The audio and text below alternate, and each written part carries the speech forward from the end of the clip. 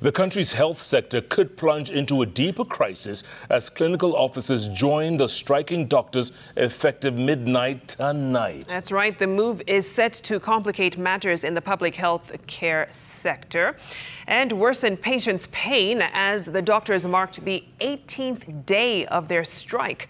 Brenda Wanga with the details.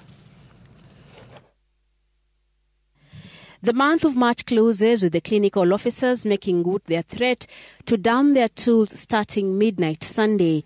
The clinical officers will be joining the doctors who are currently on strike. Clinical officers, as clinicians, we do not derive any pleasure in declaring strikes, in going on strikes, and in interrupting the essential services that are health services, because we know that Kenyans suffer.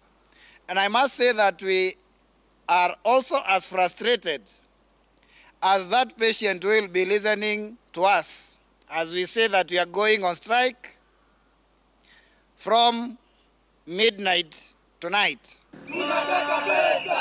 The officers say the strike comes at the tail end of failed engagements with the Ministry of Health to address their issues, including the conclusion of the prolonged CBA negotiations that started in 2017, the confirmation of clinical officers to permanent and pensionable terms, especially the ones who were recruited under the UHC and COVID-19 periods, and the clear career progression for its members.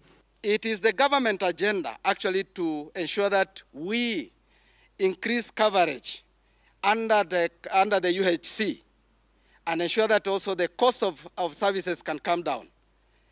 The cost of services go high because a patient in Migori is not able to access services by virtue of lack of staff. And we are calling on the government to employ more staff. That is not not a union agenda, and we cannot be anti-government by telling them to do what they are supposed to. The strike is set to affect 4,172 Level 2 facilities, 1,217 Level 3 facilities, 3,376 Level 4 and 14 Level 5 health facilities across the country. The clinical officers have been holding fort in these facilities as the doctors' strike continued to bite.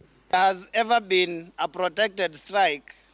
This is a strike that has exhausted all the mechanisms that have been set out in law.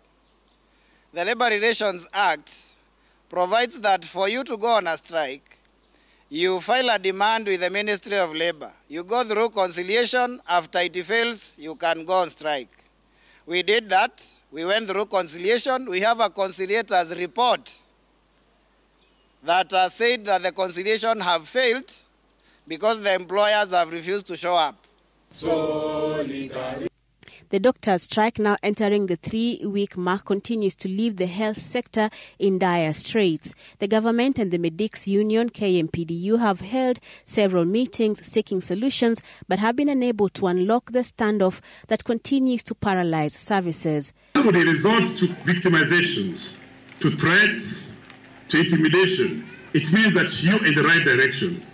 So I'm saying it is in the honors, it's in the public to realize that we must put the people we elected in office accountable for our dysfunctional public hospitals. We must put people we elected in the office to ensure the public health work. The doctors' union has vowed to continue with the strike with a series of demonstrations planned in different parts of the country this week. Brenda Wanga, Citizen TV.